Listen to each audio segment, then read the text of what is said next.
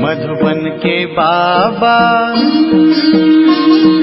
मधुबन के बाबा मुरली वाले, आपका क्या कहना, आपका क्या कहना। ओम शांति। आज 28 फरवरी 2025 के साकार मधुर वाक्य हैं। आज मीठे मीठे बाप दादा बोले, मीठे बच्चे, शांति चाहिए तो अशरीरी बनो। इस देह भान में आने से ही अशांति होती है, इसलिए अपने स्वधर्म में स्थित रहो। बाबा ने कहा, मीठे बच्चे, शांति चाहिए तो अशरीरी बनो। इस देह भान में आने से ही अशांति होती है, इसलिए अपने स्वधर्म में स्थित रहो। बाबा ने आज प्रश्न पूछा कि यथार्थ याद क्या है, याद के समय किस बात का विशेष ध्यान चाहिए। तो उत्तर में बाबा ने समझाया कि अपने को इस देह से न्यारी आत्मा समझकर बाप को याद करना, यही यथार्थ याद है। कोई भी देह याद न आए, यह ध्यान रखना ज़रूरी है। याद में रहने के लिए ज्ञान का नशा चढ़ा हुआ हो, बुद्धि में रहे कि बाबा हमें सारे विश्व का मालिक बनाते हैं। हम सारे समुद्र, सारी धरनी के मालिक बनते हैं। मुरली का गीत है, तुम्हें पाके हमने जहां पा लिया है, ज़मीं तो ज़मीं आसमां पा लिया है। ओम शांति। ओम का अर्थ ही है अहम, मैं आत्मा। मनुष्य फिर समझते कि ओम माना भगवान, परंतु ऐसे है नहीं। ओम माना मैं आत्मा, मेरा यह शरीर है। कहते हैं ना, ओम शांति। अहम आत्मा का स्वधर्म है शांत। आत्मा अपना परिचय देती है। मनुष्य भल ओम शांति कहते हैं, परंतु ओम का अर्थ कोई भी नहीं समझते हैं। ओम शांति अक्षर अच्छा है। हम आत्मा हैं, हमारा स्वधर्म शांत है। हम आत्मा शांति धाम की रहने वाली हैं। कितना सिंपल अर्थ है, लंबा चौड़ा कोई गपोड़ा नहीं है। इस समय के मनुष्य मात्र तो यह भी नहीं जानते कि अभी नई दुनिया है कि पुरानी दुनिया है। नई दुनिया फिर पुरानी कब होती है और पुरानी से फिर नई दुनिया कब होती है, ये कोई भी नहीं जानते। कोई से भी पूछा जाए कि दुनिया नई कब होती है और फिर पुरानी कैसे होती है, तो कोई भी बता नहीं सकेंगे। अभी तो कलयुग पुरानी दुनिया है, नई दुनिया सतयुग को कहा जाता है। अच्छा, नई को फिर पुराना होने में कितने वर्ष लगते हैं, ये भी कोई नहीं जानते। मनुष्य होकर यह नहीं जानते, इसलिए इनको कहा जाता है जानवर से भी बदतर। जानवर तो अपने को कुछ कहते नहीं और मनुष्य कहते हैं कि हम पतित हैं, हे पतित पावन आओ, परंतु उनको जानते बिल्कुल ही नहीं। पावन अक्षर कितना अच्छा है। पावन दुनिया स्वर्ग नई दुनिया ही होगी। चित्र भी देवताओं के हैं, परंतु कोई भी समझते ही नहीं।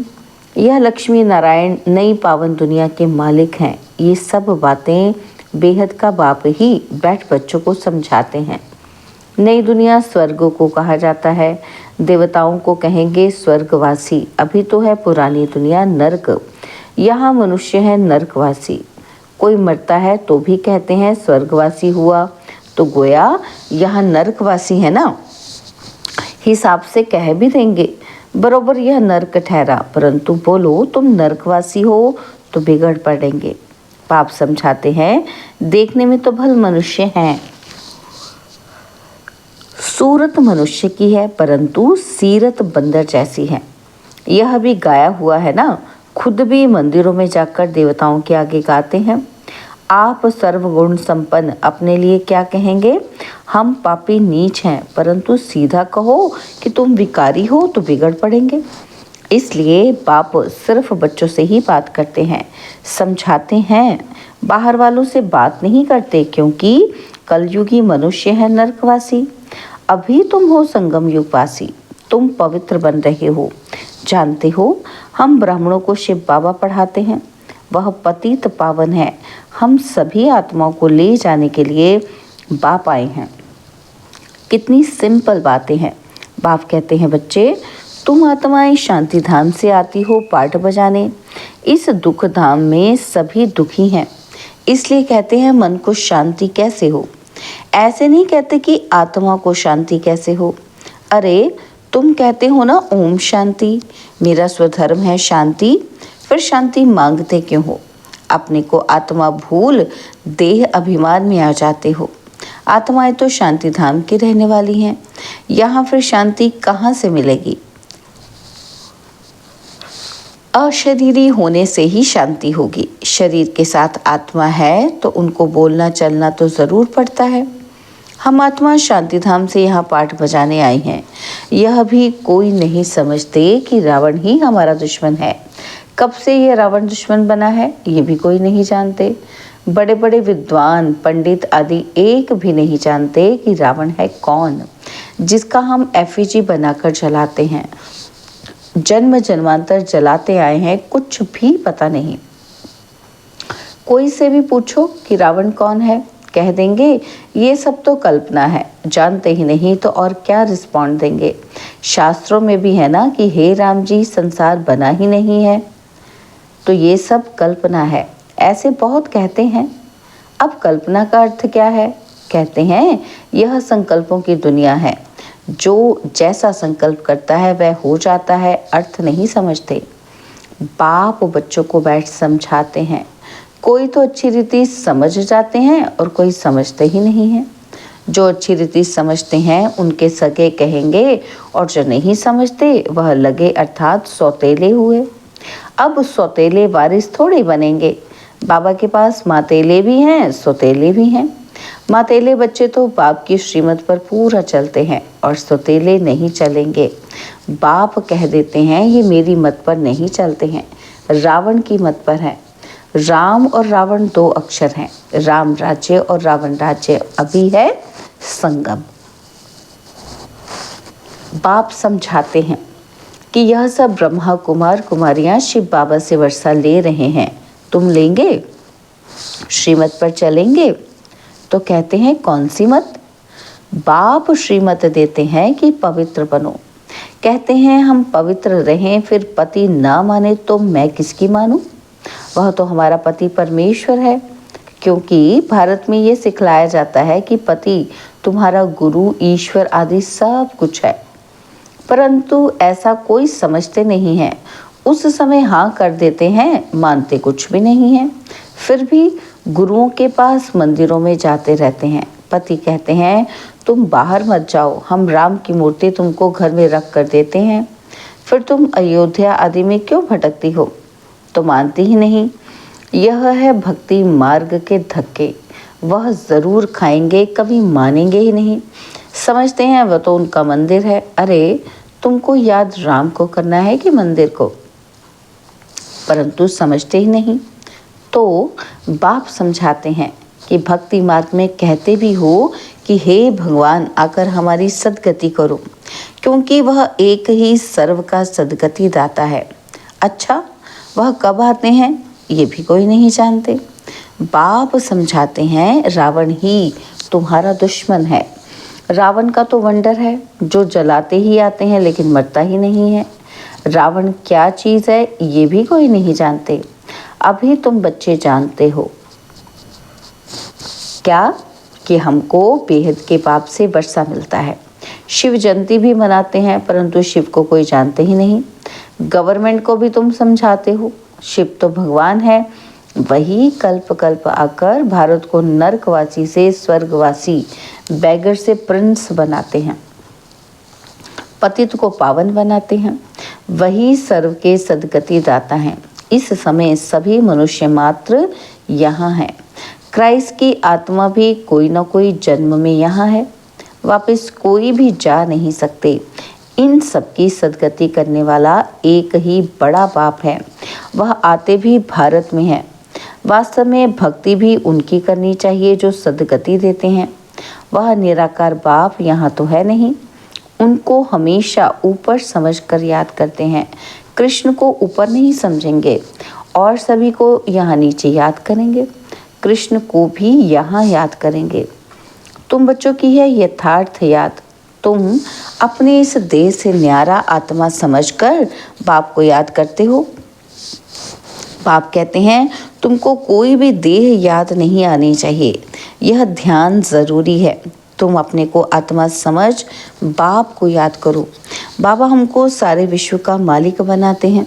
सारा समुद्र, सारी धरनी, सारे आकाश का मालिक बनाते हैं।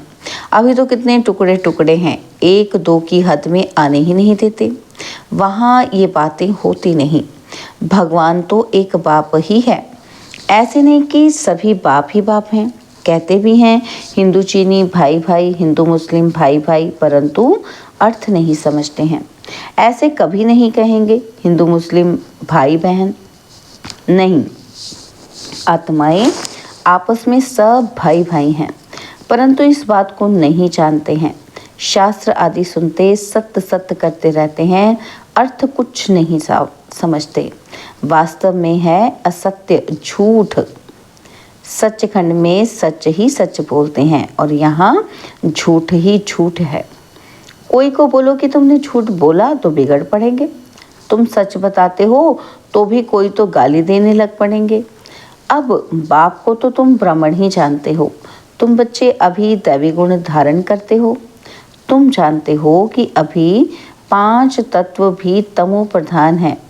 आजकल मनुष्य भूतों की पूजा भी करते हैं, भूतों की ही याद रहती है।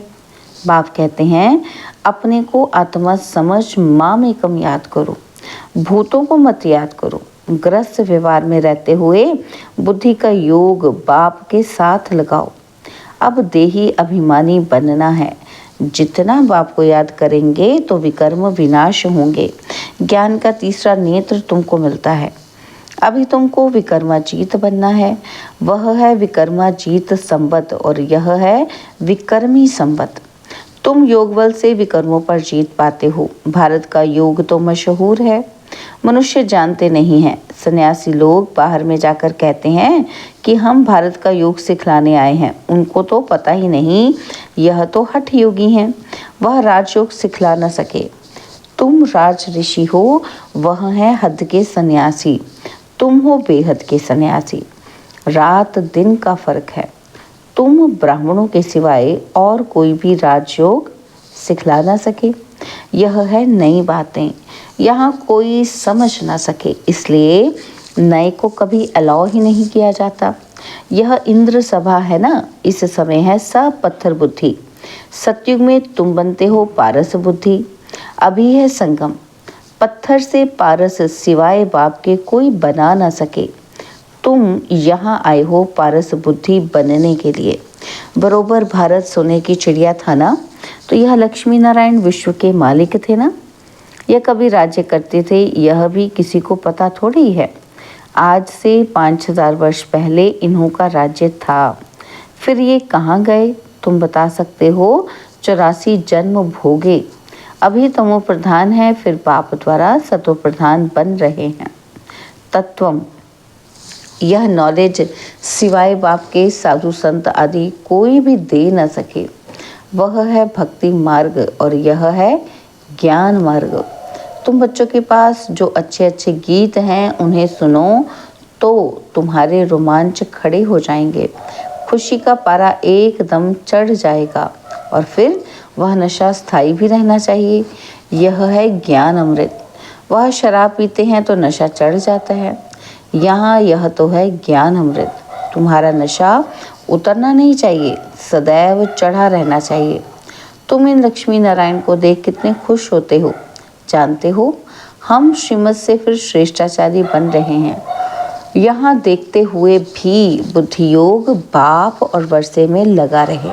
अच्छा, मीठे मीठे सिकिलते बच्चों प्रति माता पिता बाप दादा का याद प्यार और गुड मॉर्निंग। रूहानी बाप की रूहानी बच्चों को नमस्ते। हम रूहानी बच्चों की रूहानी बाप दादाजी को दिलवा जान सिकवा प्रेम से नमस्ते। ओम शांति। प्यारे बाबा, मीठे बाबा, मेरे बाबा, शुक्रिया बाबा, शुक्रिया बाबा, शुक्रिया। धारणा के लिए मुख्य सार है। पहला पॉइंट है विक्रमाजीत बनने के लिए योग बल से विक्रमों पर जीत प्राप्त करनी है। यहाँ देखते हुए बुद्धि योग बाप और वर्षे में लगा रहे। बाप के वर्षे का पूरा अधिकार प्राप्त करने के लिए मातेला बनना है। एक बाप की ही श्रीमत पर चलना है। बाप जो समझाते हैं वह समझकर दूसरों को समझाना है। बाबा ने आज वरदान दिया, दिव्य बुद्धि की लिफ्ट द्वारा तीनों लोकों का सैर करने वाले सहज योगी भव। दिव्य बुद्धि की लिफ्ट द्वारा तीनों लोकों का सैर करने वाले सहज योगी भव। संगम युग पर सभी बच्चों को दिव्य बुद्धि की लिफ्ट मिलती है। इस वंडरफुल लिफ्ट द्वारा तीनों लोकों में जहाँ चाहो वहाँ पहुँच सकते हो। सिर्फ स्मृति का स्विच ऑन करो तो सेकंड में पहुँच जाएंगे और जितना समय जिस लोक का अनुभव करना चाहो उतना समय वहाँ स्थित रह सकते हो।